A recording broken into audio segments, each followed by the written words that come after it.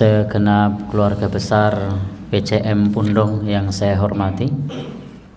Pertama-tama kita panjatkan puji dan syukur kehadiran Allah Subhanahu wa taala yang masih melimpahkan kepada kita rahmat dan hidayahnya. Alhamdulillah, di kesempatan pagi ini kita dipertemukan oleh Allah Subhanahu wa taala dalam keadaan sehat. Yang kedua, kita bersyukur kepada Allah Subhanahu wa taala, dan ini yang utama adalah nikmat iman dan Islam. Kemudian sholawat dan salam semoga tercurah pada Nabi kita Nabi Muhammad sallallahu alaihi wasallam sebagai uswah hasanah kita, teladan terbaik umat manusia sepanjang zaman, yang keteladanannya disebutkan wa kana khuluqul Quran, dan keteladanan beliau, akhlak beliau adalah Al-Quran. Baik, di kesempatan ini kita akan lanjutkan. Kita akan kembali untuk membaca tafsir yang terkait dengan ayat-ayat hukum. Jadi terkait dengan ayat-ayat hukum. Kita sampai di surat Al-Baqarah ayat 219 dan insyaallah 220. Tapi kita fokuskan dulu untuk di awal. Kita bahas di ayat 219. Allah Subhanahu wa taala berfirman, yas'alunaka 'anil khamri wal maisir. Mereka bertanya kepadamu tentang khamr dan maisir. Di sini ada khamr, ada maisir. Jawabannya, qul, katakanlah, fihima, pada keduanya, itsmun kabiru, ada bahaya yang besar, dosa yang besar, wa manafi'u linnas, dan ada manfaat bagi manusia, wa ismuhuma, dan dosanya atau bahayanya, akbaru min naf'ihima, lebih besar daripada manfaatnya. Jadi ini poin dari ayat ini adalah pertanyaan tentang khamr dan maisir.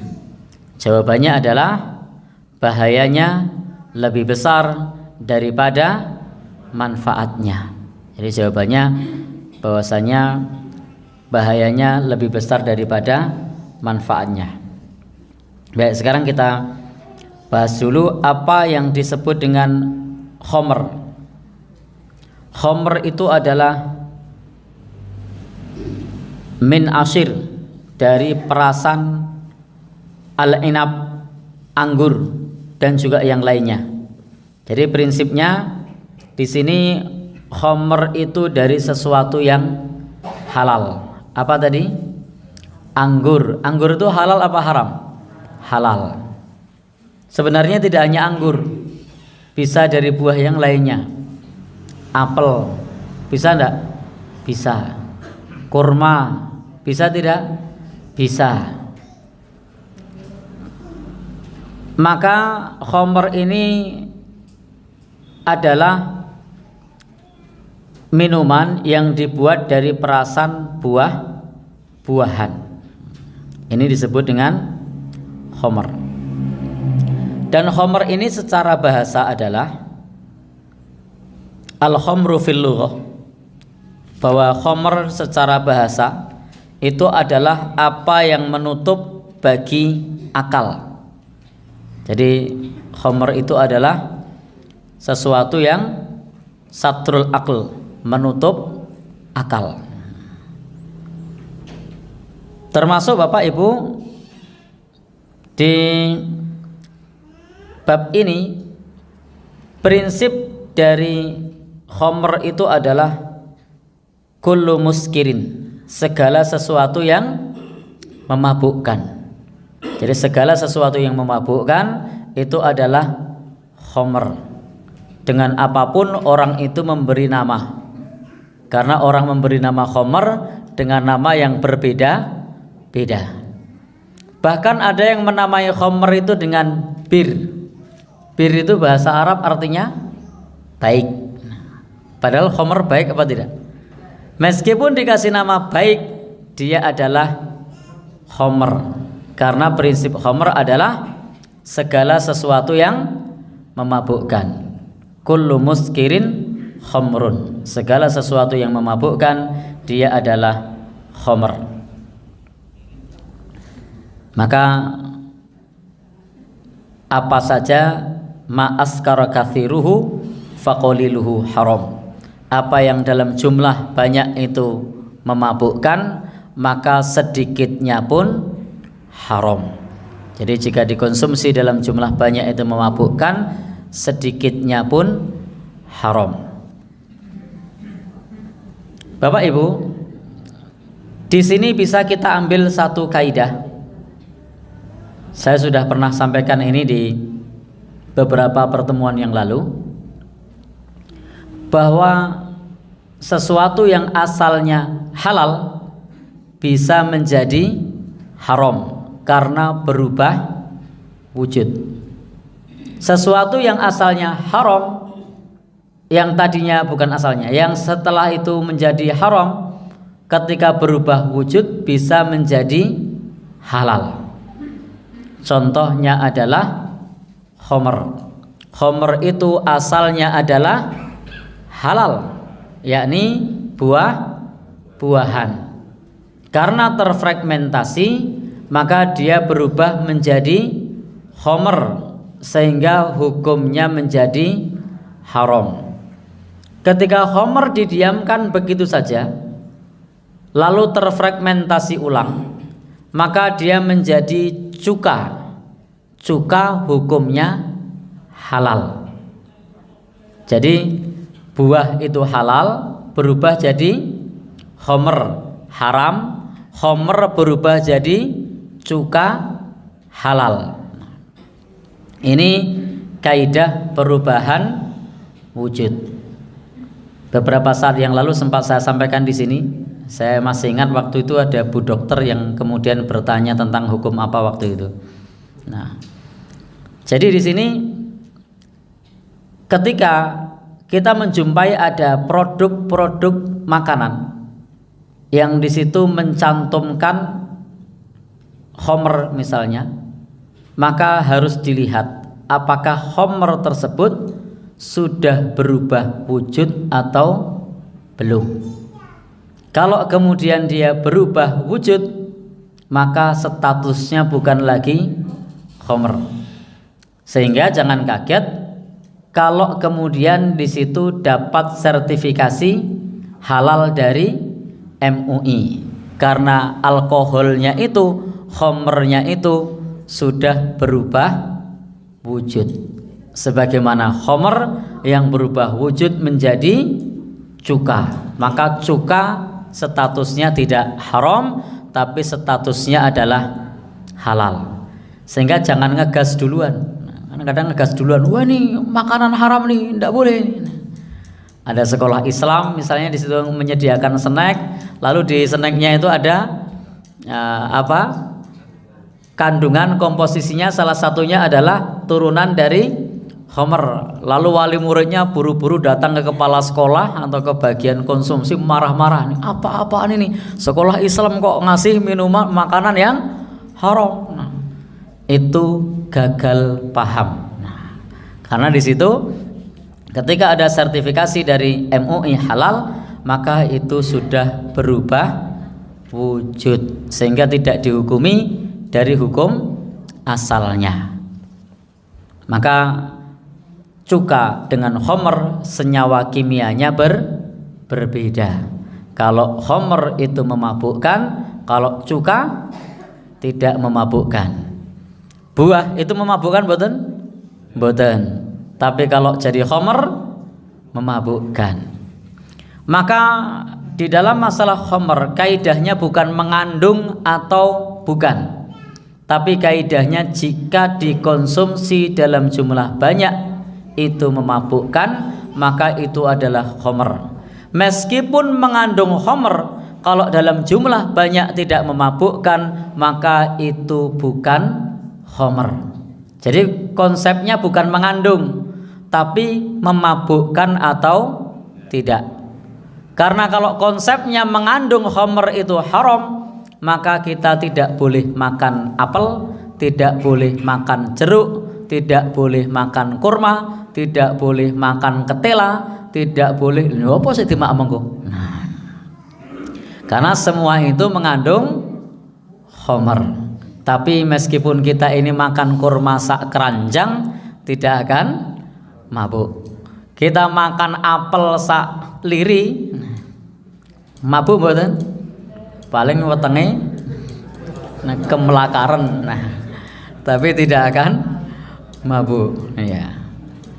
Jadi beda antara mengandung sama khamr. Kalau khamr itu dikonsumsi jumlah banyak mabuk. Kalau mengandung itu bukan termasuk khamr karena dikonsumsi dalam jumlah banyak tidak bikin mabuk.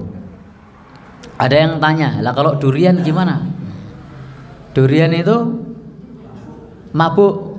Durian itu bukan mabuk sebenarnya, mendem. Nah, mendem sama mabuk itu beda. Mendem itu sama dengan prinsip keracunan. Sementara kalau mabuk itu fly, mabuk itu ngefly, kalau mendem itu keracunan. Nah, itu beda. Makan nangka lalu kemudian mabuk itu bukan mabuk, itu mendem. Mendem itu kalau dalam bahasa Indonesia semacam keracunan. Nah, kokean. Nah, jadi bukan mabuk. Jadi istilah mabuk untuk orang Jawa itu tidak mesti menunjukkan orang yang akalnya hilang, tapi kadang untuk menunjukkan mendem, kadang untuk menunjukkan pada situasi yang sangat tidak mengenakkan. Contoh naik kendaraan. Nah, wow ustadz mabuk. Nah, itu maksudnya bukan ustadz minum khamr, bukan, tapi karena ustadznya dari kampung tidak pernah naik mobil, begitu naik mobil ustadznya mabuk. Nah, muntah. Nah, jadi harus dibedakan. Mabuknya di sini adalah kalau durian, apalagi tadi nangka, itu konsepnya bukan hilang akal. Nah, mabuk yang dimaksud dalam khamr itu adalah hilang akal, ngomongnya rakaruan, rasanya menjadi enteng ringan. Nah, orang mabuk ngefly itu rasanya enteng ringan, tapi kalau mabuk durian itu rasanya abot ya, jadi beda. Walaupun saya tidak pernah mabuk durian, wong tidak suka durian. Baik, Bapak Ibu yang berbahagia yang dirahmati Allah Subhanahu wa taala, itu untuk pengertian khamr. Kemudian maisir. Apa yang disebut dengan maisir? Maisir di dalam ayat ini maksudnya adalah al-qimar. Maksudnya perjudian yang menggunakan taruhan. Tetapi makna maisir secara umum itu adalah tidak hanya terkait dengan perjudian. Jadi tidak hanya terkait dengan perjudian. Makna khamr, makna maisir itu tidak hanya kimar, tidak hanya yang menggunakan taruhan. Karena ada ayat lain, yasuddakum an dzikrillah wa anis shalah. Maka Syekhul Islam Ibnu Taimiyah menyebutkan maisir itu segala sesuatu yang melalaikan dari salat, melalaikan dari zikrullah meskipun tidak ada taruhan. itu maisir. Tetapi maisir dalam ayat ini maknanya adalah yang ada taruhan. Tetapi prinsip maisir sesungguhnya yasuddakum an dzikrillah wa anis shalah, sebagaimana dijelaskan dalam ayat yang lain. Yang menghalangi dari zikrullah, menghalangi dari salat, dia adalah maisir meskipun tidak pakai taruhan. Misalnya permainan apa biasanya? Nah, ya, nebak angka misalnya. Lalu ada taruhan, yaitu judi. Taruhan itu tidak harus berupa uang, itu juga judi. Contoh, yang kalah mijeti. Nah, ada toh? Itu judi. Jadi taruhan tidak harus berupa uang. Yang kalah dodok. Nah, jadi sehingga yang lain semuanya duduknya biasa, yang kalah jongkok. Nah, ada lagi yang kalah minum air putih. Jadi semakin kalah perutnya semakin buncit. Nah, itu sama. Itu namanya maisir. Jadi tidak hanya yang pakai uang. Apalagi? Ya, nebak skor voli misalnya.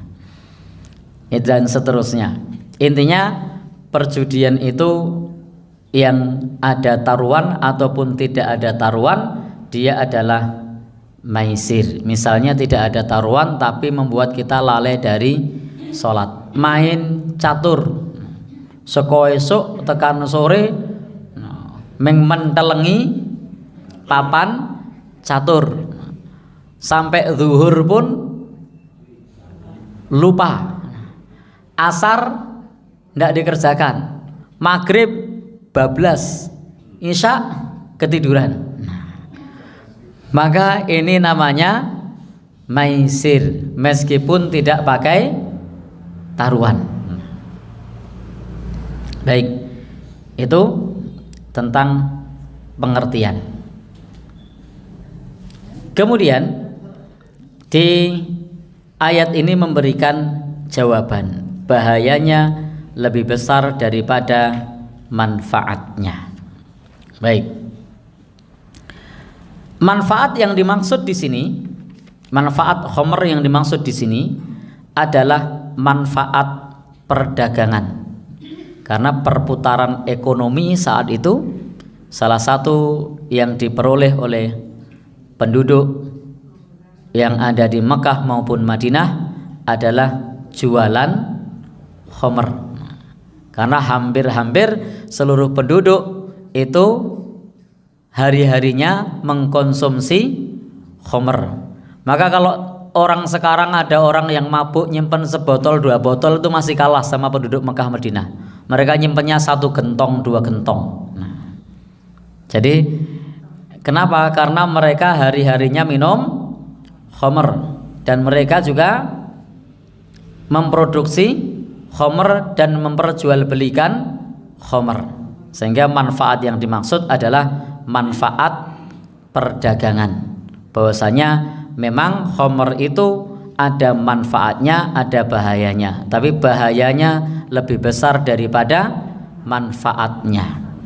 Ketika ayat ini turun, larangan khamr secara mutlak belum ada. Jadi khamr itu dilarang dalam 4 tahap.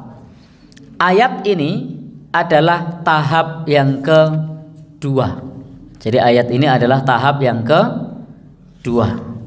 Jadi baru diberikan informasi bahayanya lebih besar, belum dilarang. Jadi ayat ini turun itu khamr belum dilarang, masih diajak berpikir bahayanya lebih besar.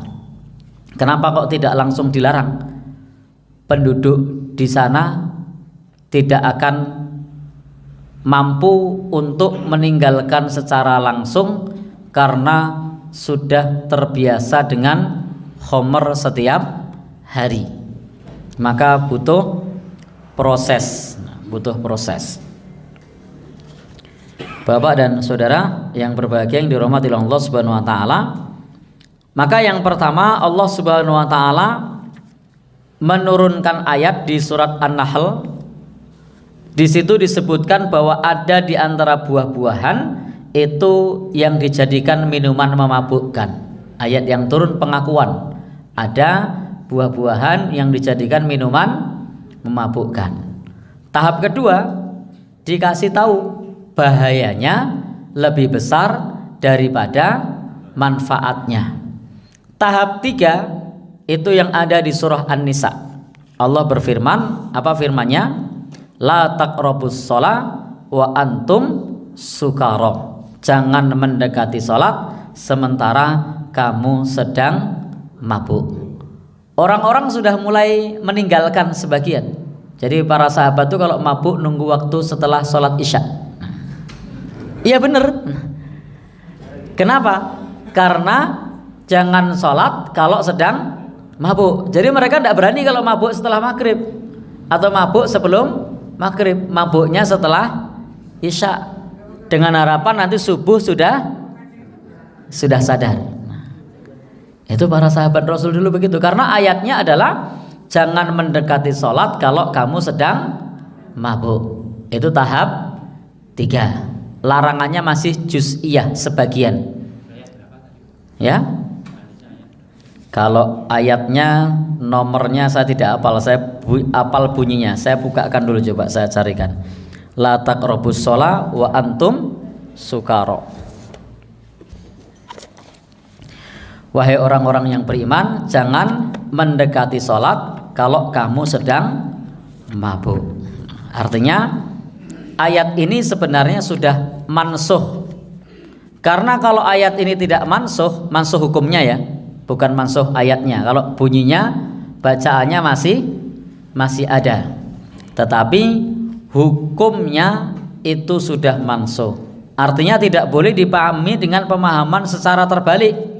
Kalau kamu mau mabuk, ketemu tuh An-Nisa 43 baru mau dibuka. Alhamdulillah, terima kasih Rasido buka. Nah, ini pentingnya kerjasama. Baik, An-Nisa ayat 43. La taqrabus shalah wa antum sukara. Maka ketika ayat ini turun, orang-orang mabuknya tidak berani setiap saat.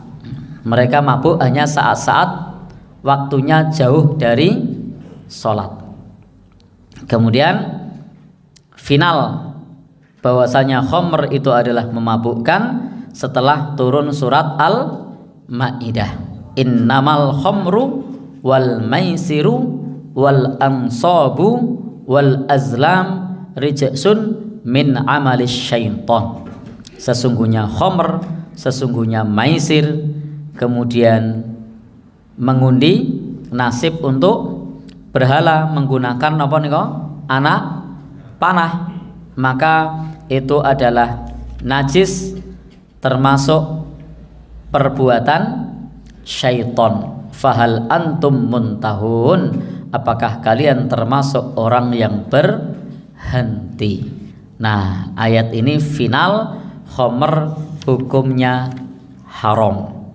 Nah, dari proses turunnya ayat ini dapat kita ambil satu pelajaran bahwa pendidikan itu mutadarrijah, pendidikan itu bertahap. Tetapi masalahnya saat ini adalah wahyu sudah sempurna, sudah komplit. Sehingga kita tidak boleh menasihati anak-anak kita dengan mengatakan silahkan mabuk kalau setelah isya, tidak boleh. Karena wahyu sudah turun, sudah komplit. Sehingga bertahapnya tidak seperti itu. Kenapa? Karena kalau kita mengatakan begitu berarti memberikan toleransi orang untuk bermaksiat, untuk mabuk. Baik, Bapak dan Ibu-ibu yang berbahagia yang dirahmati Allah, sebab turunnya ayat ini, Imam Ahmad meriwayatkan Demikian pula Imam Abu Dawud dan Imam Tirmidzi dari sahabat Umar bin Khattab, semoga Allah meridhoinya. Allahumma bayyin lana fil khamri bayanan syafian. Ya Allah, jelaskan kepada kami tentang khamr dengan penjelasan yang tiada kesamaran lagi. Fa innaha tadhhabu bil mali wal aqli. Karena khamr itu melenyapkan harta dan melenyapkan akal. Maka kemudian Allah turunkan ayat yas'alunaka 'anil khamri wal maisir. Mereka bertanya kepadamu tentang khamr dan maisir. Jadi ini dari doa sahabat Umar bin Khattab bertanya kepada Nabi dan minta penjelasan yang jelas tentang khamr. Tetapi saat itu diberi oleh Allah Subhanahu wa taala penjelasan bahayanya lebih besar daripada manfaatnya. Maka orang-orang mulai sebagian meninggalkan khamr karena bahayanya lebih besar, tapi masih banyak yang minum khamr. Lalu kemudian setelah itu Bapak Ibu, bagian yang kedua di surah An-Nisa ayat 43 tadi, ada seorang sahabat Rasulullah sallallahu alaihi wasallam yang saat itu ngimami sholat. Yang dibaca adalah surat Al-Kafirun. Ternyata bulet-bulet karena sedang mabuk. Jadi imamnya mabuk. Tidak bisa dibayangkan kan kalau sekarang ada imam mabuk baca surat Al-Kafirun, bulat-bulat, yang harusnya la a'budu ma ta'budun, aku tidak menyembah apa yang kalian sembah, jadi aku menyembah apa yang kalian sembah. Jadi kebalik-balik. Apalagi ayatnya mirip-mirip. Orang mabuk. Maka kemudian Allah turunkan ayat, janganlah wahai orang-orang yang beriman, jangan mendekati sholat kalau kamu sedang mabuk. Kemudian yang ketiga, dalam sebuah jamuan makan, karena di situ dihidangkan khamr, lalu sahabat dalam tanda kutip gelut atau kalau bahasa anak muda apa namanya? Berantem. Tawur atau berantem. Iya, itu sahabat begitu waktu itu. Kemudian Allah turunkan ayat di surat Al-Maidah bahwa khamr hukumnya haram. Jadi itu proses bertahap mengenai sebab nuzul. Sebenarnya ini ceritanya panjang, tapi karena masih ada ayat-ayat hukumnya sehingga ceritanya dibuat singkat. Karena saya sudah beberapa kali di taklim di sini dalam tanda kutip waktunya tidak pernah tepat, mundur terus. Mudah-mudahan hari ini bisa tepat. Ya, karena saya tidak kepenak sama Ustadz Ahmad Solihin. Ya, karena beliau selalu mengatakan kalau pas akhir itu, apa kata beliau? Jam 8 sudah selesai begitu. Jadi wah ini 7:30 saya harus sudah selesai. Idealnya begitu. Sehingga sebelum jam 8 sudah selesai. Untuk yang pertama, hukum yang pertama terkait khamr di sini adalah ayat apa yang menunjukkan bahwasanya khamr ini hukumnya haram. Maka para ulama menyebutkan bahwa sesungguhnya untuk pendapat yang pertama, keharaman khamr itu sudah ada pada surat ini. Karena dijawab bahayanya lebih besar daripada manfaatnya, tetapi menggunakan bahasa yang halus. Waqad haramallah, karena sungguh Allah telah mengharamkan dengan menyebutkan al-ism atau menyebutkan dosa atau bahayanya lebih besar. Maka disinilah pendapat ini yang dipilih oleh Al-Qadhi Abu Ya'la, bahwa ayat ini sesungguhnya mengharamkan khamr, tetapi dengan bahasa yang halus. Cuma memang kadang-kadang karakter manusia itu kalau bahasanya terlalu halus tidak paham, ora kroso, karena bahasanya terlalu halus. Seperti di tempat kita misalnya ada banyak perkara yang para dai itu kalau menyampaikan alon-alon supaya masyarakat tidak tersinggung. Contohnya bulan Suro, banyak yang bikin sesaji misalnya, banyak yang menganggap wingit, tapi disampaikan dengan bahasa yang halus. Sebenarnya kalau untuk saat ini tidak perlu lagi itu. Sampaikan saja meyakini bulan Suro sial itu termasuk tiaroh dan syirik. Kalau tidak begitu nanti radong-dong. Tidak paham. Pripun, Pak? Jadi nanti dikasih tahu ke anaknya juga. Ojo mantu sasi Suro gitu. Oh, ternyata diturun gitu. Ya. Baik, maka para dai sekarang saatnya bukan lagi mubeng-mubeng. Sampaikan saja bahwa Islam tidak mengajarkan keyakinan seperti itu. Nah, generasinya sudah tidak banyak yang punya keyakinan begitu. Karena kalau jenengan muter-muter lagi nanti nurun ke generasi berikutnya, PR-nya berat lagi. Nah, nyontoni nek suro mantu. Nah betul itu, nyontoni nek suro mantu. Sebagaimana Nabi dulu, di zaman Nabi itu mereka menganggap Syawal bulan sial, maka Nabi nyontoni nikah bulan Syawal. Nah, maka Bapak Ibu silahkan nanti nyontoni mantu Suro. Dan ternyata sik rewang ono sing kepleset, lho rak tenan toh. Nah, ya. Padahal itu qadarullah wa masya'a fa'ala, sudah takdir Allah, tapi kemudian digaduk-gadukno. Jadi sik gaduk-gaduk itu kurang gawean. Baik, kita lanjutkan. Jumhur ulama menyebutkan, jadi jumhur ulama menyebutkan bahwasanya ayat ini belum menjelaskan tentang haramnya khamr. Jadi ayat ini belum menjelaskan tentang haramnya khamr. Ayat ini masih mengajak berpikir untuk memilih karena bahayanya dan manfaatnya dijelaskan, sehingga masih mengajak berpikir untuk memilih. Imam Al-Qurtubi juga menjelaskan bahwasanya ayat ini menunjukkan tercelanya khamr. Jadi ayat belum menjelaskan khamr haram, hanya menjelaskan khamr itu tercela. Jadi hanya menjelaskan khamr itu tercela, tidak menjelaskan khamr itu haram. Maka Imam Al-Qurtubi menjelaskan larangan khamr baru turun di surat Al-Maidah. Nah, itu adalah final khamr hukumnya haram. Hukum yang kedua, apa yang dimaksud dengan khamr?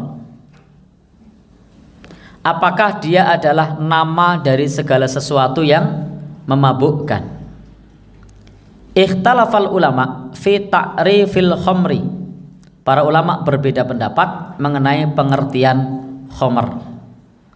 Faqala Abu Hanifah, Imam Abu Hanifah berkata, al-khamrus syarabul muskir, bahwasanya khamr adalah minuman yang memabukkan, min asiril inab faqat, dari perasan anggur saja.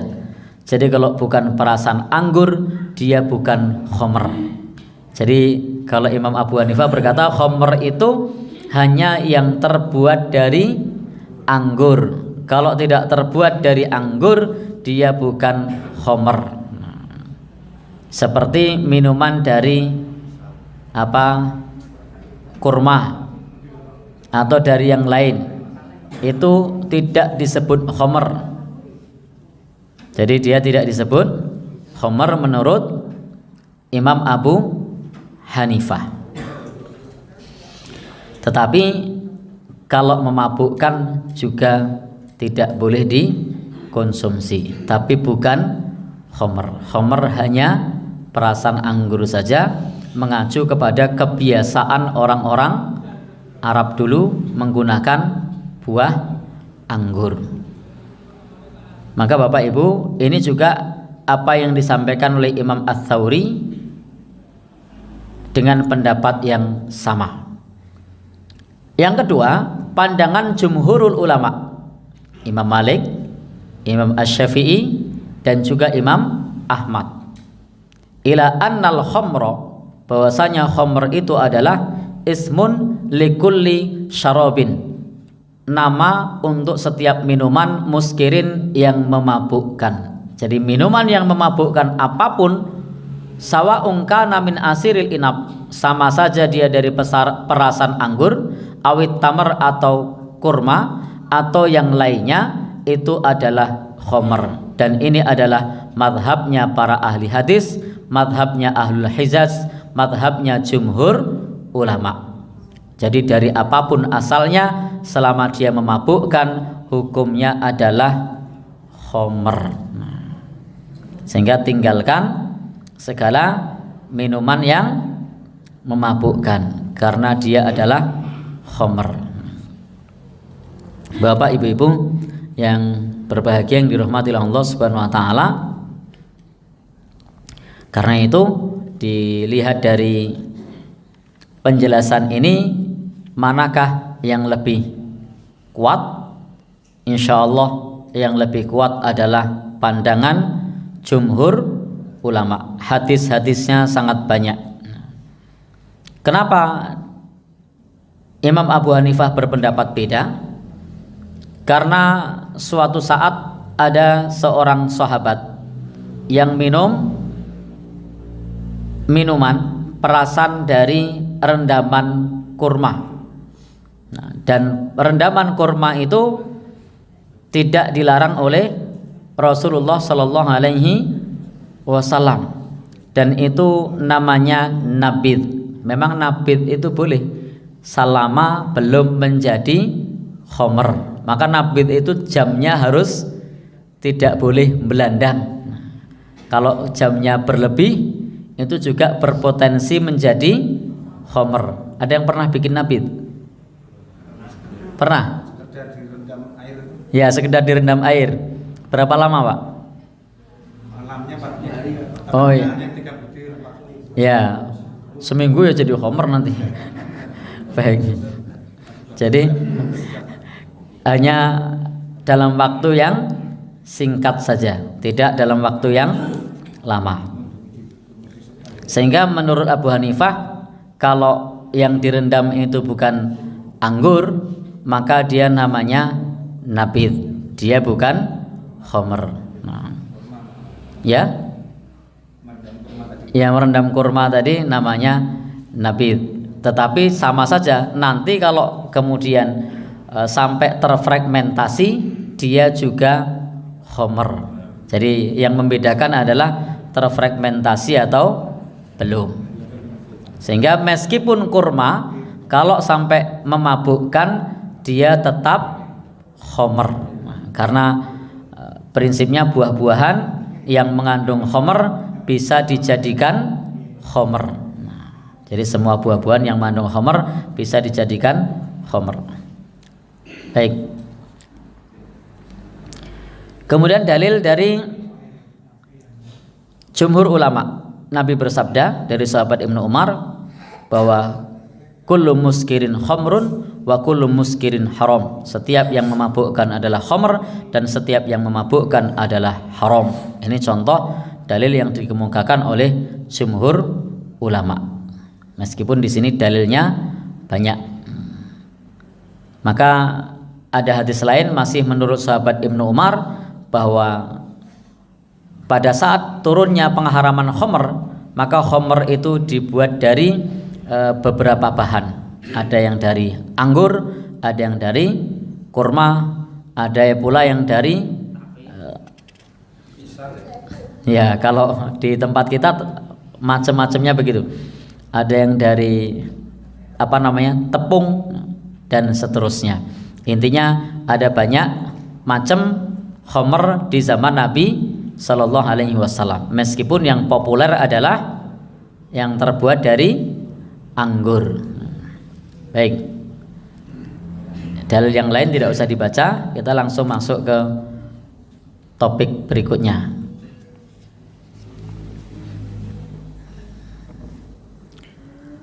Apa yang dimaksud dengan tadi manfaat sudah ya.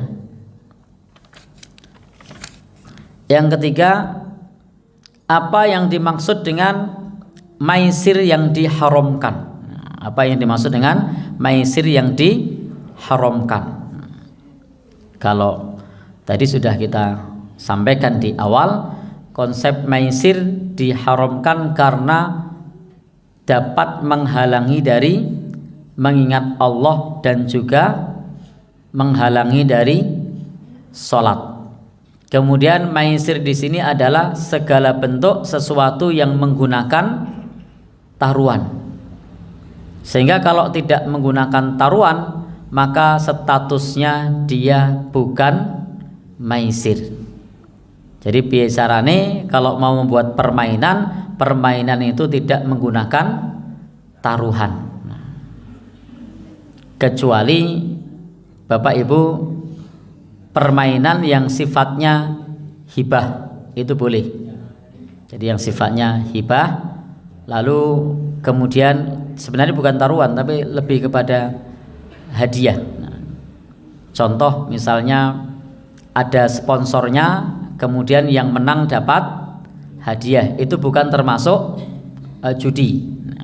Seperti jalan sehat, lalu semuanya bayar. Jadi jalan sehat semuanya bayar, daftar, lalu kemudian dapat hadiah. Hadiahnya dari uang pendaftaran, itu maisir. Itu maisir. Maka hati-hati bagi para penyelenggara, tidak boleh menganggarkan hadiah dari uang pendaftaran. Karena uang pendaftaran dianggarkan jadi hadiah, maka itu adalah maisir, judi. Entah jalan sehat, sepeda gembira, apa mana? Ya, lomba mancing atau apapun, selama hadiahnya bersumber dari uang pendaftaran, maka dia adalah judi, apapun namanya. Entah dikemas muni jalan sehat atau senam saisane atau apapun, kalau hadiahnya dari uang pendaftaran itu sama dengan taruhan. Taruhannya apa? Daftar tadi. Maka kalau kemudian mendapatkan hadiah, tapi hadiahnya bukan dari uang taruhan, tapi dari sponsor, maka itu tidak termasuk judi, itu hibah, itu boleh. Dan hibah membolehkan adanya gharar. Kan tidak semua dapat. Nah, maka di situ ada gharar, dan hibah boleh adanya gharar. Nah, jadi dalam gharar itu sesuatu yang tidak jelas. Apa jenengan jelas mengkoleh hadiah pas mangkat? Kan tidak jelas. Diundi terlebih dahulu. Maka yang keluar undiannya dapat hadiah. Boleh enggak? Boleh, karena akadnya adalah pemberian. Itu boleh. Tapi kalau hadiahnya kok dari uang pendaftaran, maka itu bukan hibah. Itu adalah maisir. Nah, sekarang saya mau tanya nih, bagi teman-teman yang pernah mengikuti acara semacam itu, hadiahnya dari uang pendaftaran atau dari sponsor? Ya? Itu kalau kita yang ngadain, yang lain nggak tahu ya. Ya? Ya, itu kalau kita yang ngadakan. Maksudnya yang bukan Islam yang ngadakan. Kalau yang Islam sampai hadiahnya dari uang pendaftaran? Kalau uang pendaftarannya besar, biasanya itu hadiah dari situ. Dari pendaftaran juga? Kalau pendaftarannya besar, biasanya ada yang pendaftaran 50.000. Oh gitu. Kalau yang menyelenggarakan yang Islam insya Allah ya sudah tahu tidak diambilkan dari pos uang pendaftaran. Tapi kalau penyelenggaranya umum itu loh. Nah, kalau untuk konsumsi boleh. Jadi bayar 5.000 untuk konsumsi atau 20.000 untuk identitas berupa kaos misalnya. Tapi kalau kemudian untuk hadiah maka itu adalah judi atau maisir. Pripun? Ya kalau gratis lebih bagus lagi itu hibah murni. Baik. Ittafaqul ulama. Para ulama sudah ittifaq, sudah sepakat ala tahrimil qimar, bahwasanya taruhan itu hukumnya haram. Wa annaha minal maisiril muharram, dan ini termasuk maisir yang diharamkan. Sebagaimana firman Allah Subhanahu wa taala, qul fihima itsmun kabir. Katakanlah padanya ada dosa yang besar atau bahaya yang besar. Maka fakulul la'bin, setiap permainan, jadi kata penulis kitab ini setiap permainan yang di dalamnya ada ribahnya, ada taruhannya, maka di sini adalah maisir yang diharamkan. Sawa'un kana la'b, sama saja permainan tersebut bin nardi, dengan nardi, bukan nama orang. Nardi itu dadu bin nardi dengan dadu. Nah, ya. Ini bahasa Arab ya, bahasa Jawa mungkin mananya beda. Jangan panggil Mbah Nardi dengan Mbah Dadu. Ya. Ada yang namanya Mas Nardi di sini. Kalau ada mohon maaf loh. Alhamdulillah tidak ada kalau ya. Ya ini Nardi ya. Awis syatrunjah itu catur, au ghairuhuma, atau selain keduanya. Jadi sama saja permainan itu dengan dadu atau tidak dengan dadu. Kalau ada taruhan maka itu namanya judi. Nah, kalau zaman saya masih kecil biasanya di pasar malam itu sering biasanya di pojok-pojok di belakang, atau pas pasaran di pasar itu di pojok-pojok di belakang itu ada namanya judi klutuk. Nah, apa namanya? Celiwik. Nah itu kok ibu-ibu juga tahu. Ya. Kok mahdor tuh ya ibu-ibu ini.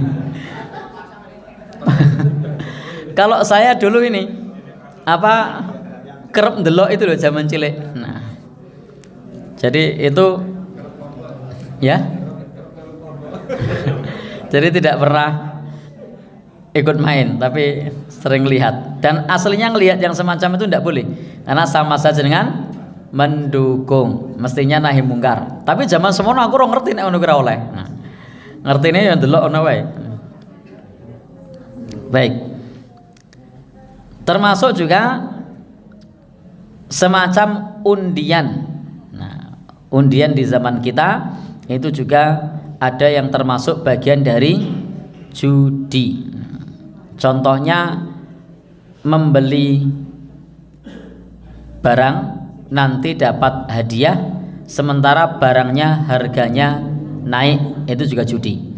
Kalau ada barang yang barang tersebut dibeli kita dapat hadiah, itu boleh, tapi harga barang tidak boleh naik. Nah, tapi kalau harga barang naik, kalau beli barang ini lalu nanti memasukkan kupon, nanti dapat hadiah. Jadi biasanya beli lalu kemudian bikin catatan nama, dimasukkan ke kuponnya, masukkan ke kotak. Tapi ternyata barang yang kita beli tersebut selama proses hadiah harganya naik, maka ini juga judi. Sehingga ketika mengadakan proses undian hadiah itu harga barang tidak boleh naik. Itu perlu dicermati nek mau ikut. Ini harganya naik enggak? Oh naik, berarti judi. Oh naik enggak? Oh tidak, berarti bukan. Nah, jadi harus hati-hati. Baik, lanjut. Karena prinsipnya dalam agama kita undian itu tidak dilarang. Jadi undian tidak termasuk judi, undian tidak dilarang. Sehingga tidak benar kalau ada orang mengatakan undian hukumnya haram. Undian hukumnya tidak haram. Kadang-kadang undian itu menjadi solusi. Jadi undian itu malah solusi, bukan haram. Nah, contoh supaya orang tidak bertikai dalam arisan, diundi, solusi. Supaya istri-istri Nabi ketika diajak keluar karena istrinya banyak tidak berantem, nah, diundi ya. Tapi alhamdulillah istri Nabi tidak begitu. Istri Nabi tidak berantem, malah istri Nabi itu ngasihkan undiannya ke Aisyah misalnya, yang masih muda. Alhamdulillah. Kalau istri-istri zaman sekarang mungkin dia bojo telu no. Nah, pokoknya aku ngejak seiki no. Wah, itu iso perang dunia. Nah, jadi diundi. Nah, ini tidak ada yang punya istri 2 atau 3. Kalau punya mungkin pengalamannya banyak yang mudah-mudah gitu. Nah, kalau saya cukup 1 saja. Kenapa? Saya tidak siap dengan ya. Baik. Kita lanjut nggih. Jadi intinya semua ini baik dengan dadu ataupun tidak, itu kalau di situ ada taruhan hukumnya haram. Tetapi kalau tidak mesti kalau ada hadiah haram selama hadiah itu dari sponsor, dari pihak lain, bukan dari peserta, maka itu bukan termasuk judi.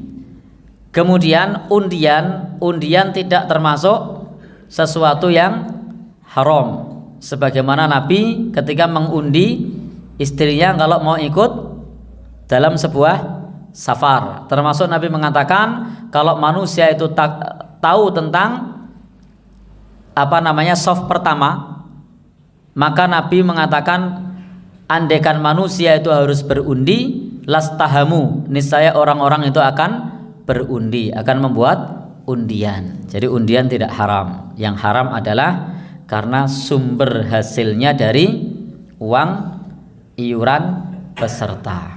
Baik. Karena itu, Bapak Ibu, di sini disebutkan faqad abahahul Imam Syafi'i bisyurut.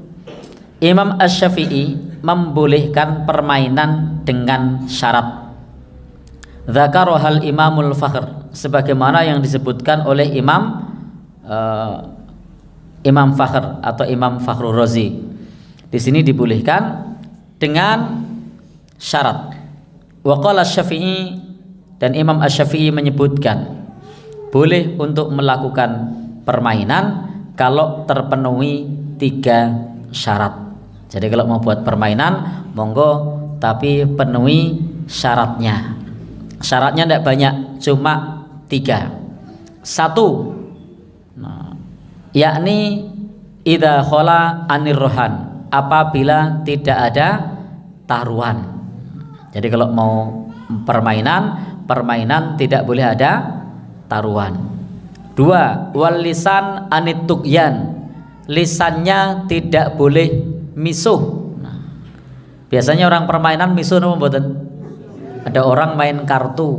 Nah, ketika main kartu, ketika mengucap ucapannya subhanallah, alhamdulillah, Allahu akbar, apa misuh?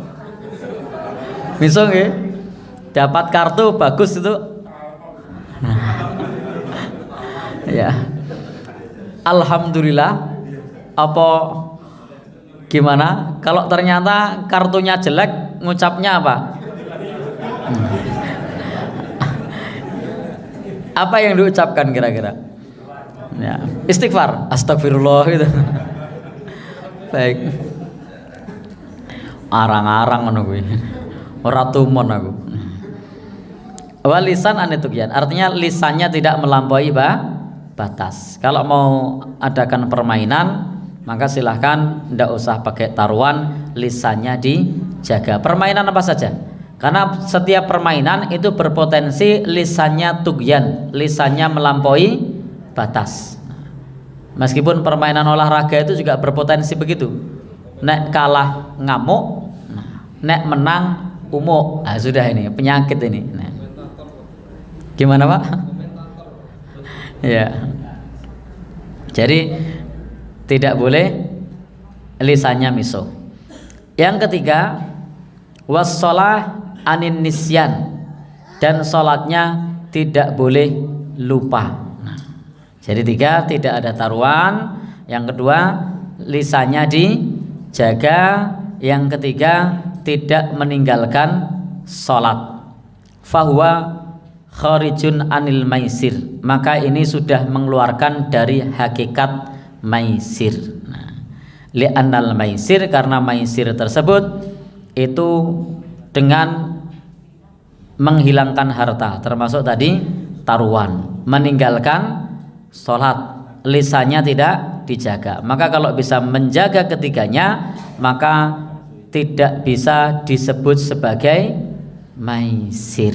Nah, baik, ini apa yang disebutkan di sini bukan berarti saya menganjurkan teman-teman untuk bermain, bukan. Tapi di sini bahwa ada para ulama yang memberikan toleransi bagi kita untuk berhibur selama hiburannya tersebut adalah tidak ada taruhan, lisannya dijaga, dan tidak melalaikan dari sholat. Ini aturan secara umum. Dan nanti sebenarnya masih ada aturan teknis yang lainnya. Apa di antara aturan teknisnya? Tidak boleh membuka aurat misalnya, itu aturan teknis. Nah, tapi secara garis besar di dalam aturan permainannya adalah tidak ada taruhan, lisannya dijaga, sholatnya dikerjakan. Karena biasanya orang kalau sudah melakukan permainan, sholatnya lupa. Baik, Bapak dan Ibu, kemudian ayat wa yas'alunaka madza yunfikun, dan mereka bertanya kepadamu apa yang mereka infakkan. Qulil af, katakanlah yang diinfakkan adalah kelebihan dari harta yang dimiliki, itu adalah al-af. Kadzalika yubayyinullahu lakumul ayat la'allakum tatafakkarun. Demikianlah Allah Subhanahu wa taala menjelaskan kepada kalian ayat-ayatnya agar kalian berfikir. Fit dunya wal akhirah, di dunia dan akhirat. Wa yas'alunaka 'anil yatama, dan mereka bertanya kepadamu tentang anak yatim. Nah, anak yatim dalam pengertian Islam adalah alladzi mata abuhu qoblal bulug, yang bapaknya mati sebelum balik. Jadi kalau sudah balik itu tidak disebut anak yatim. Maka saya tidak sepakat dengan konten-konten itu ketika ini saya nyumbang untuk anak yatim, atau ada orang ini bapak 100.000 untuk sendiri atau 1 juta untuk anak yatim. Nah, saya milih 1 juta untuk anak yatim ya. Nanti bagiin sama saya ya Pak ya. Oh enggak, karena saya juga anak yatim. Itu keliru. Karena anak yatim itu adalah sebelum balik. Sudah balik kok ngaku anak yatim. Atau saya juga tidak sepakat dengan dai yang mengatakan bahwa uang saya berikan semua ke anak yatim karena istri saya yatim. Itu tidak masuk, karena sudah bukan anak yatim. Ono bojone anak yatim. Anak yatim itu bapaknya mati, tulang punggungnya tidak ada, itu disebut anak yatim. Kalau ada suaminya maka bukan anak yatim. Nah, jadi apalagi umurnya sudah melewati masa balik, sudah bukan anak yatim lagi. Qul islahul lahum khair, katakanlah jika berbuat baik kepada mereka itu satu kebaikan. Wa in tukhalituhum fa ikhwanukum, kalau kamu campur dengan mereka maka mereka adalah saudara kalian. Nah, ayat ini turun terkait dengan adanya kekhawatiran para sahabat kalau makanannya tercampur dengan makanan anak yatim. Jadi mereka itu kalau mengasuh anak yatim itu khawatir ada bagian makanan anak yatim yang kemakan mereka. Kemakan gopo tuh ya. Tidak sengaja dimakan. Nah, lalu kemudian mereka pisahkan masaknya. Ibaratnya karena mengelola anak yatim maka masaknya dipisah. Jangan sampai nanti harta anak yatim ikut dimakan. Maka Allah kemudian menepis, tidak apa-apa dicampur karena juga saudaramu. Artinya kalau kita ngasuh anak yatim lalu kemudian kita masak tidak masalah. kalau kemudian masaknya bareng tidak dipisah. Nah, jadi boleh-boleh saja. Karena anak yatim zaman dulu itu konsepnya adalah ada orang yang ditinggal mati oleh bapaknya dan bapaknya kaya. Ini bapaknya kaya, maka harta dari bapaknya itu yang mengelola orang lain, pamannya, saudaranya, tetangganya atau yang lainnya. Lalu bisnisnya dijalankan oleh orang lain. Nah, itu zaman dulu begitu. Sehingga anak yatim ini urusan hartanya diurusi oleh orang lain. Bisa tadi pamannya atau yang lainnya, bisa tetangganya, teman baiknya dan seterusnya. Sehingga harta peninggalan tadi khawatir kalau mereka memakan harta peninggalan orang tuanya kalau masaknya dibarengkan. Nah, lalu Allah sebutkan wallahu ya'lamul mufsida minal muslih. Allah mengetahui siapa yang membuat kerusakan dan siapa yang hendak berbuat baik. Ini dicampur tidak apa-apa kalau tidak ada maksud untuk mengambil harta anak yatim. Nah, anak yatim sekarang beda. Anak yatim sekarang itu adalah pengasuh anak yatim yang cari donatur. Nah, kalau dulu enggak, anak yatimnya memang sudah punya harta peninggalan.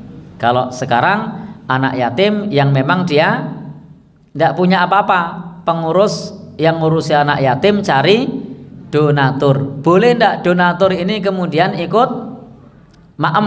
Nah, jawabannya boleh kalau cara ma'amnya tidak zalim. Karena yang dilarang itu adalah alladzina ya'kuluna amwalal yatama dzulmah, orang yang memakan harta anak yatim dengan zalim. Tapi kalau makan harta anak yatim dengan tidak zalim itu boleh. Apalagi kalau yang ngurusi juga podo-podo wong susah. Nah, biasanya yang mau jadi relawan tuh bukan orang sibuk, tapi memang orang yang dia justru secara ekonomi pun ya 11-12 dengan yang dia asuh. Nah, karena pengalaman saya juga dulu pernah di pondok yatim dan ekonomi saya dengan anak yatim ya 11-12. Nah, karena kalau orang-orang yang mampu dia tidak akan ngurus tapi milih jadi donatur. Nah, karena kita tidak bisa jadi donatur maka kita jadi relawannya. Nah, gitu. Maka Al-Quran mengatakan wa man kana ghaniyan falyasta'fif, kalau orang kaya hendaknya menahan diri. Wa man kana faqiran, kalau yang ngurusi orang fakir falyakul bil ma'ruf, silahkan makan dengan cara yang ma'ruf. Selama makannya itu masih ma'ruf maka boleh makan, tidak masalah. Termasuk Bapak Ibu ada panitia, Ustadz Ahmad Solihin dan kawan-kawan menghimpun dana untuk buka puasa anak yatim. Boleh enggak Mas Ahmad Solihin ikut makan buka puasa di situ? Boleh. Jangan sampai kemudian monggo silakan anak-anak buka puasa, saya nanti. Nah, kenapa? Takut haram? Ya enggak haram di situ. Kenapa? Karena makan tidak dengan cara yang zalim, kecuali kalau mestinya dapat nasi kotak yang senilai 30.000 tuh kok ke 5.000 ya itu baru zalim. Tapi kalau masih sesuai dengan laporan yang ada lalu ikut makan maka itu tidak zalim. Jadi masih boleh ikut makan dengan cara yang ma'ruf. Demikian yang bisa kita sampaikan. Banyak salah mohon maaf. Ada pertanyaan dipersilahkan, kalau tidak ada kita tutup. Nah, wallahu alam bishawab. Monggo. Oke, monggo Pak Agus. Iku mikir beneran itu bantunya Pak. Ini Pak Ustadz, saya menanyakan tentang nabi tadi. Kebiasaan jamaah haji yang kita alami itu Pak, sering ini malam mau tidur itu nyimpan kurma di air botol mineral ya. Kan kita dapat jatah kurma terus sekitar 7 butir. Kemudian nanti bangun tidur ini dibawa. Entah mau lempar jumroh apa ke Masjidil Haram itu dibawa. Karena itu kurma dan gula aren, airnya penuh, gula aren itu menjadi minuman yang enak dan energinya jadi wah. Nah, itu seperti apa tuh haram tidaknya tadi? Baik, ini tentang nabit. Nabit itu memang tidak haram selama tidak terfragmentasi jadi minuman yang memabukkan. Maka kecuali nabitnya tersebut sebut kadaluarsa, direndam melebihi batas waktu yang dibolehkan menurut ilmu senyawa kimia. Jadi senyawa kimianya sudah berubah menjadi khamr. Nah, selama masih dalam batas waktu 6 jam, 7 jam, 12 jam itu masih aman. Tapi kalau 3 hari gitu ya, saya tidak merekomendasikan. Baunya sudah berbeda. Kalau diminum bisa kemana-mana itu. Nah, baik, wallahu alam bishawab. Jadi nabit termasuk minuman yang halal selama masih nabit. Tapi kalau sudah berubah jadi khamr, maka statusnya haram meskipun asalnya dari kurma. Wallahu alam bishawab. Nggih, monggo Pak Jas. Ibu-ibu enten mboten? Monggo Pak Jas dulu. Oke. Ini mau tanya, khamr itu najis atau tidak? Baik. Jadi gini, Bapak Ibu, bedakan khamr dengan alkohol. Alkohol dengan khamr itu 2 hal yang berbeda. Kalau khamr itu adalah alkohol, tapi memang yang sifatnya memabukkan. Tapi kalau alkohol itu ada yang sifatnya beracun, ada yang sifatnya memabukkan. Maka ulama madhab itu menyebutkan khamr itu najis. Itu adalah khamr yang diminum, bukan khamr alkohol yang terdapat dalam parfum atau alkohol yang terdapat dalam hand sanitizer. Itu beda. Sama-sama alkohol tapi senyawa kimianya berbeda. Namanya ada isopropil, ada metanol, ada etanol. Itu senyawa dan rumus kimianya berbeda. Sehingga yang najis itu adalah khamr yang diminum. Adapun yang terdapat dalam parfum itu tidak termasuk yang najis. Yang terdapat dalam tisu pembersih galon itu tidak termasuk yang najis. Kenapa? Karena meskipun itu alkohol, itu bukan khamr. Jadi alkohol yang di tisu, alkohol yang di sanitizer itu alkohol tapi bukan khamr. Karena sifat khamr itu adalah memabukkan, tidak mematikan. Sementara isopropil itu dia alkohol, sifatnya memabukkan dan mematikan. Sehingga kalau tidak percaya boleh saja kalau mau minum hand sanitizer, tapi saya tidak tanggung jawab. Itu bukan mabuk, nanti hasilnya apa? Mati. Mendem, masuk rumah sakit. Jadi tisu pembersih galon itu dia memang alkohol tapi bukan khamr. Kemudian apa lagi tadi? Yang ada di parfum itu alkohol tapi bukan khamr. Jadi apa yang ada di parfum itu kalau diminum tidak bikin mabuk tapi bikin keracunan. Sehingga parfum itu tidak termasuk sesuatu yang najis. Jadi tidak perlu takut pakai parfum beralkohol, kecuali parfumnya ditumpahi minuman keras atau minuman khamr, itu baru. Tapi kalau parfumnya ini parfum pabrikan, kemudian alkohol pembersih luka yang dari produk pabrikan, itu senyawa kimianya bukan senyawa kimia yang memabukkan, tapi itu senyawa kimia yang beracun. Sehingga itu tidak termasuk yang najis. Yang dinajiskan ulama mazhab yang 4 sudah jelas, yakni khamr yang diminum. Wallahu a'lam bishawab. Kalau masak pakai khamr biasanya ada. Kalau masak pakai khamr, dicampur khamr. Ini harus dijelaskan. Khamrnya ini sebagai penyedap, atau khamrnya ini hanya sebagai wasilah yang ketika nanti sudah jadi khamrnya menguap. Kalau kemudian khamrnya itu menguap atau berubah wujud, maka tidak masalah. Tetapi kalau khamrnya tidak menguap dan tidak berubah wujud menjadi penyedap rasa, maka itu haram. Jadi khamrnya sebagai apa di situ? Kalau hanya sebagai apa tadi wasilah saja, yang nanti khomernya ini menguap hilang, atau khomernya ini berubah wujud, tidak lagi wujud khomer, nah, maka itu tidak masalah. Tetapi kalau tidak berubah wujud, tidak menguap, maka tidak boleh. Adapun yang ada dalam produk-produk makanan itu atau produk obat-obatan itu khomernya sudah berubah wujud, sehingga bisa keluar sertifikasi halal karena sudah berubah wujud. Allah alam bisawab. Masanya dikasih ganja sayur Ya. Baik, masakannya dikasih ganja sayur. Nah, ini boleh apa tidak? Pertanyaan saya, ganja ini memabukkan apa tidak? Kalau ganja ini memabukkan, maka ganja ini termasuk khomer, karena kullu muskirin khomrun, segala sesuatu yang memabukkan adalah khomer. Meskipun kalau makan 1 sendok 2 sendok tidak mabuk, tapi kalau dikonsumsi banyak memabukkan, maka prinsipnya dia adalah khomer. Ma askara kathiruhu faqaliluhu haram. Apa yang memabukkan dalam jumlah banyak, sedikitnya pun haram.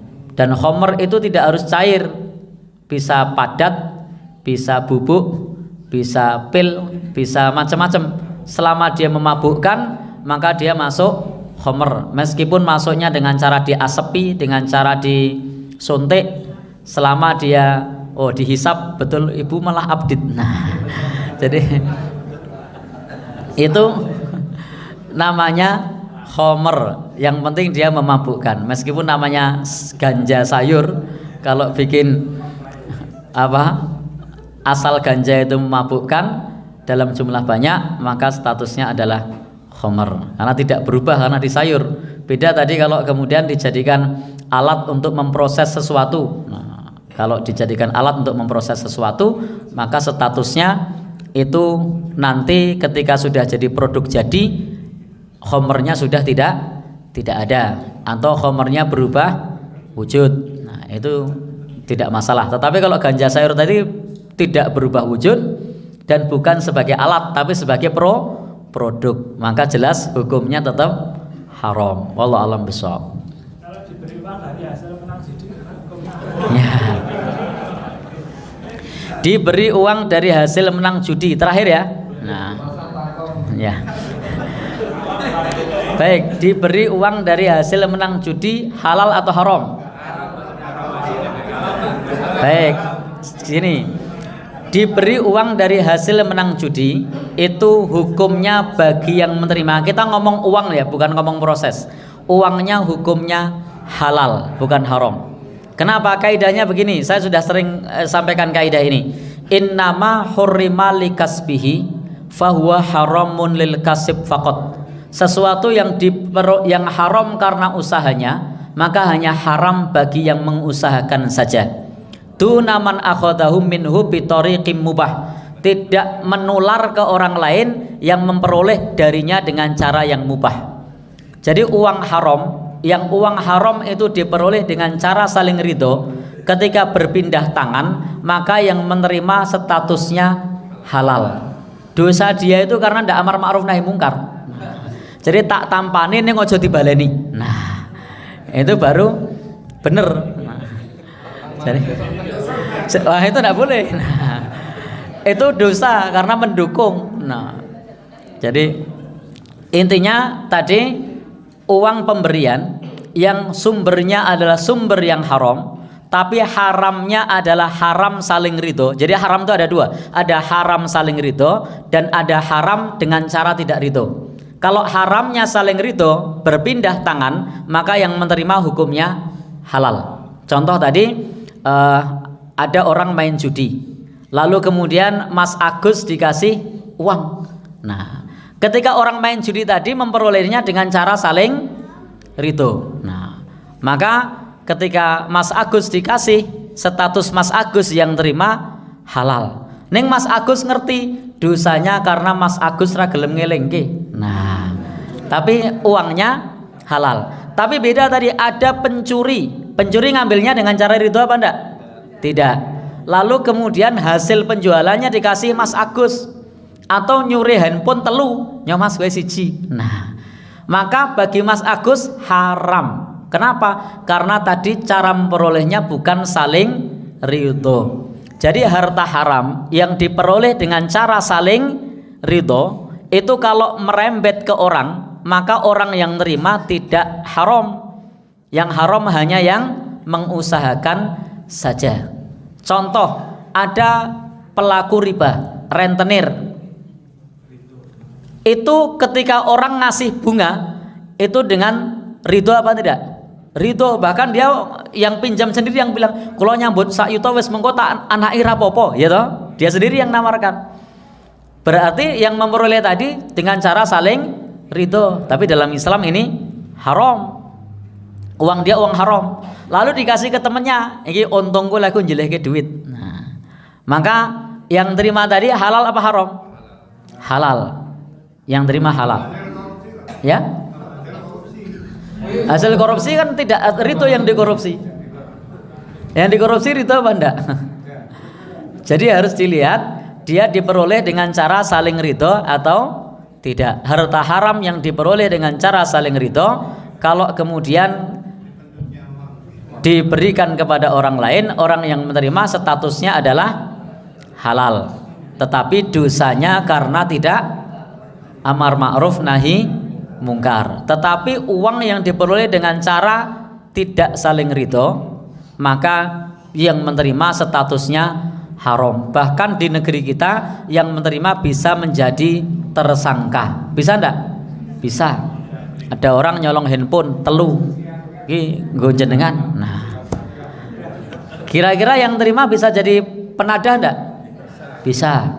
Atau dapat uang ternyata dikasih Ustadz Ahmad Solihin dikasih, nah, Mas Agus dikasih. Begitu di persidangan uangnya kemana? Ke Mas Solihin, diciduk mboten?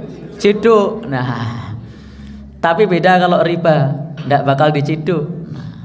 Aman. Gimana Pak? Meski harta haram itu wajibnya bukan dizakati, tapi tidak boleh dimanfaatkan. Semua dihibahkan untuk umat. Jadi harta haram itu tidak halal keseluruhannya, tidak hanya 2,5%. Jadi harta haram itu baru bersih kalau dihibahkan semua. Nah, tetapi khusus untuk riba ada keringanan. Apa keringanannya? Barang siapa yang berhenti, falahu ma salaf, hartanya yang telah lalu itu halal. Jadi pelaku riba yang tobat, hartanya telah lalu halal. Wallahu a'lam bishawab. Sambung ya, Kalau misalnya ada dalam operasi, kemudian operasi itu meminjamkan salah satu anggota itu hanya sekedar aku tidak menerima bunganya itu. Jawab enggak? Oh enggak. Baik, ini ada pertanyaan lagi. Terakhir gini, terakhir terus. Baik.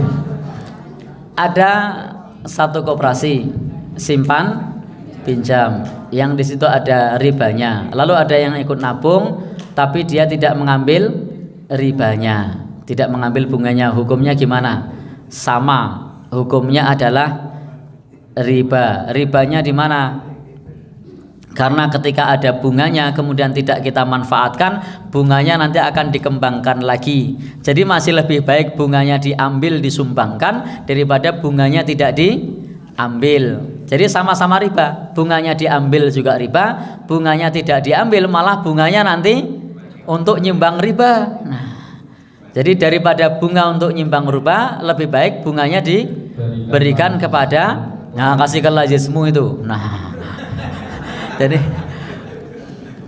jadi prinsipnya begitu, itu tetap riba. Nah, tetapi dana riba itu bisa dibuang untuk kepentingan umum. Boleh disalurkan ke lajismu biar nanti disalurkan untuk kepentingan fasilitas umum. Wallahu a'lam bishawab. Jadi diambil saja Pak ya, nanti bisa dikasihkan ke fasilitas umum. Tetapi prinsipnya itu tetap riba. Wallahu a'lam bishawab. Terima kasih Ustaz. Alhamdulillah menarik sekali pada pagi hari ini. Bapak Ibu, alhamdulillah. Alhamdulillah infak pada pagi hari ini mendapatkan 610.000 rupiah. Kemudian untuk kajian selanjutnya adalah Ahad Kliwon pagi besok bertempat di Masjid Al Barokah Piring. Nanti akan diisi oleh Ustadz Husnul Ashar SPDI MPD, dosen UNJ. Demikian ya Bapak Ibu kajian pada pagi hari ini.